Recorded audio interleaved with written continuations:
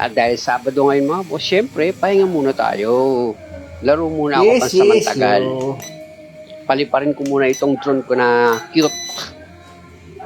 Yes, yo.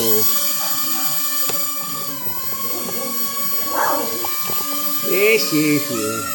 Mas gusto ko na kasi yung ganitong buhay mga boss kaysa yung i-standby ka pa sa labas tapos magpapainom-inom ka dyan.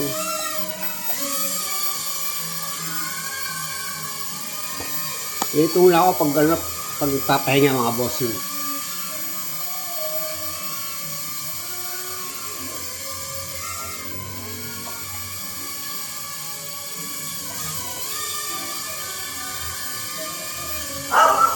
Laro muna ako ng konti. Relax. Pag Sabado kasi mga boss, hindi talaga ako gumagawa ng sasakyan. Maliban na lang kung talagang emergency sa mga kakilala ko.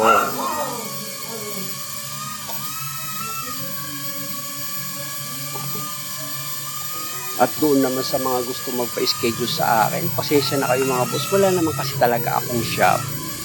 At kung hindi naman ako nakakapag-post ng mga video dito sa FB o dito sa Reels, mas madalas na kasi ako nagpo-post ngayon sa YT channel ko. Kaya kung gusto niyo makita yung mga iba pang video ko, punta lang kayo sa channel ko mga boss. At maraming salamat sa panonood. Dirt Mechanic din naman ang pangalan ng channel ko ron. Yun.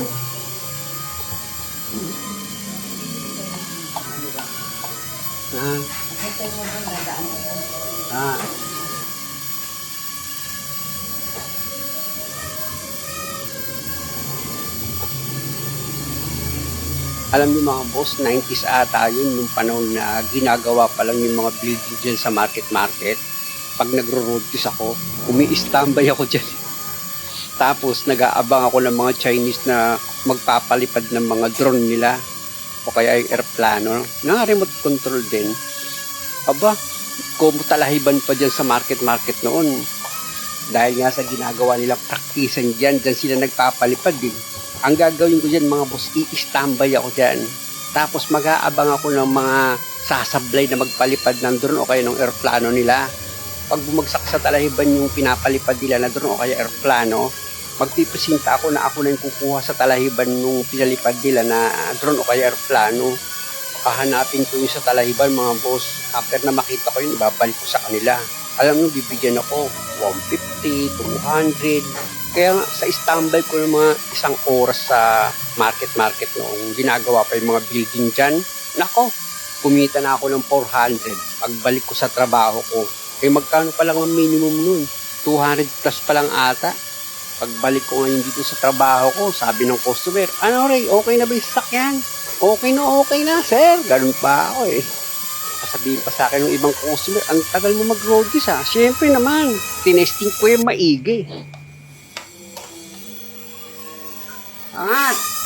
Angat! Ayaw, mga taangat yan.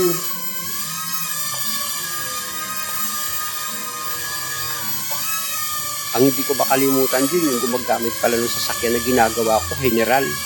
Utusan lang pala yung pulis para ipagawa yung sasakyan niya. Sabi sa akin, ang tagal mo naman mag-road test. Hindi mo ba alam na may mga gamit niya sa likod? Nag-interest naman ako, kumukha-close ko naman yung pulis. Tinignan ko yun, meron palang dalil doon. Kaya lang ako na checkpoint. Wala nun mga boss, di na ako masyado nag-stampay dyan sa dapot. Kasi nga, minsan iniisip ko baka mamaya may mga gamit sa likuran na bawal pala. Sumabit pa ako, ayun ang mga naging aral sa akin. Salamat mga boss sa panonood. Wala na, lobat na itong battery ng drone ko. Sa probinsya naman ako magpapalibad. Siya nga pala mga boss, ulitin ko sa YT channel ko, doon na lang kayo pumunta. At least doon buo yung video na mapapanood nyo. Maraming salamat.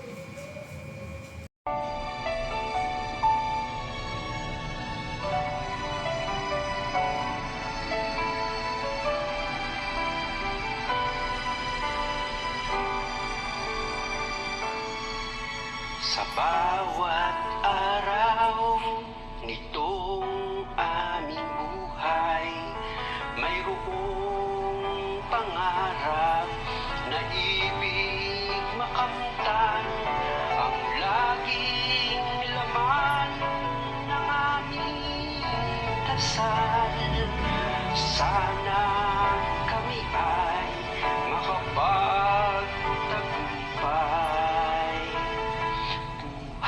walang hanggan, pangarap ng puso, tukoy mapapawi lahat ng sitayo sa piling ng Ama ni Jesus kong kasuyo.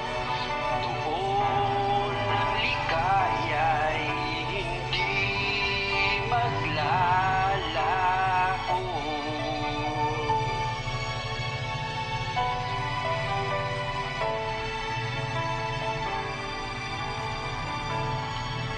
Kapag dumarating ang mga pagsubok at itong dibdib ay parang dinuduro, ang alaala ko'y si Jesus na iro, di magpapabaya sa kanyang mga lingkod.